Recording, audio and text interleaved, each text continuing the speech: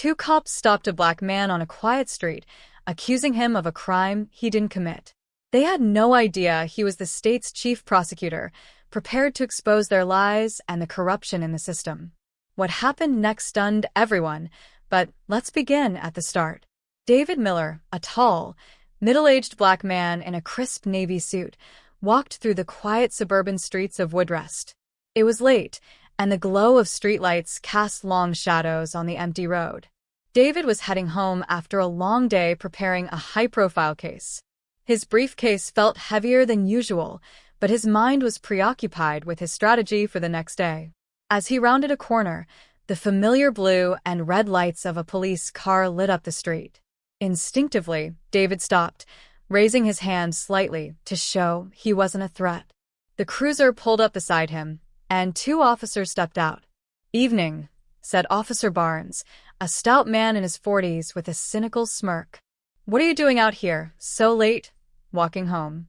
David replied evenly, his tone controlled. "Is there a problem, officer?" Barnes exchanged a glance with his younger partner, Officer Grant, who seemed hesitant. "Got a call about a burglary," Barnes said, folding his arms. "You fit the description." David blinked, surprised. "A burglary? I just left my office downtown. I'm a lawyer." Barnes chuckled humorlessly. "A lawyer, huh? Then what's in the briefcase?" "Stolen goods." Grant shifted uncomfortably, but said nothing. "I can assure you," David replied, "it's legal documents. You're welcome to take a look." Ignoring David's protest, Barnes grabbed the briefcase and rifled through the papers.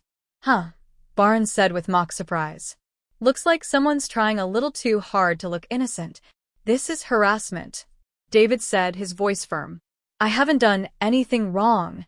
"That's for us to decide," Barnes snapped. "Turn around, hands behind your back." "On what grounds?" David demanded, his patience thinning. "You have no evidence." Without waiting for a response, Barnes grabbed David roughly and cuffed him. "Resisting arrest, for starters," he growled. "Let's see what else we can add." Grant hesitated, then reached for his radio.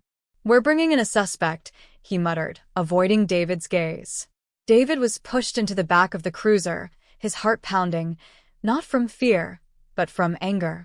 He stayed silent, vowing that this injustice would not stand. At the station, David was taken to a stark fluorescent-lit booking area, the air thick with the smell of disinfectant and stale coffee. The distant hum of ringing phones and muffled voices added to the oppressive atmosphere. Officer Barnes, his smirk as sharp as his condescension, took charge of processing David, while Grant lingered uneasily by the door. David's belongings, wallet, phone, briefcase, were stripped from him, each item catalogued carelessly as if the officers had already made up their minds about him. When David was placed in a small, cold cell with steel bars and peeling paint, Barnes began typing up the charges in the adjacent room, painting David as a dangerous criminal: burglary, resisting arrest, and possession of stolen property. The truth didn't matter. Barnes crafted a narrative to justify his actions, embellishing every detail. Grant stood nearby, arms crossed, jaw tight. He seemed torn by some inner conflict, but his silence spoke volumes. Compliance, even at the cost of justice, was the easier path. In the sterile quiet of his cell, David sat on a hard bench bolted to the wall, staring at the floor.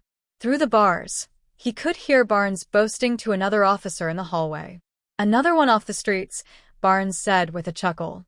"Can't wait to see the look on his face when the court throws the book at him." David's hands clenched into fists. The man who had spent his life fighting systemic racism was now its victim. His pulse raced with a mixture of anger and resolve. He wasn't just going to walk away from this, he was going to fight. The next morning, David used his one phone call to contact his legal team. By noon, his assistant, Rachel, stormed into the station with a stack of evidence that not only disproved the charges, but also pointed to Barnes's misconduct. David was released within hours. His freedom, hard-won, was far from enough. As he walked out, his mind was focused on one thing: exposing the corruption that nearly destroyed him. A week later, the courtroom buzzed with tension. Every seat was filled, spectators, reporters, and legal professionals eager to witness the trial. At the prosecution table, Officer Barnes lounged confidently, his expression one of smug assurance, while Officer Grant fidgeted beside him, avoiding eye contact. Between them sat Patricia Reynolds, the district's tough star prosecutor, renowned for her unyielding stance on crime. She sifted through her notes methodically, sparing only a cursory glance at David as he entered the room. David, however, walked with the composure of a man who held all the cards. His tailored suit and calm demeanor commanded attention. He set his briefcase down with deliberate precision.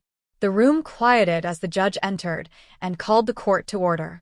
As proceedings began, David stood, his voice steady and clear. "Your Honor, I will be representing myself." A ripple of astonished whispers swept through the courtroom. Barnes's smirk faltered, and Reynolds shot David a sharp, scrutinizing look. This unexpected move wasn't part of their script.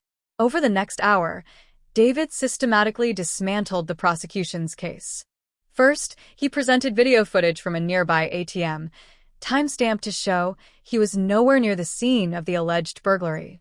The clarity of the footage left no room for doubt. Then came the bombshell, an audio recording from the squad car.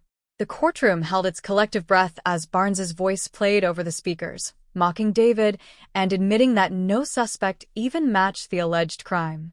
Reynolds's objections came fast and furious, but each was overruled. The evidence was irrefutable. Finally, David called Officer Grant to the stand. The young officer hesitated, his hands trembling as he was sworn in. Under David's measured yet pointed questioning, Grant cracked. "It wasn't right," he admitted, his voice barely above a whisper. "There was no evidence. Barnes told me to make it look legitimate."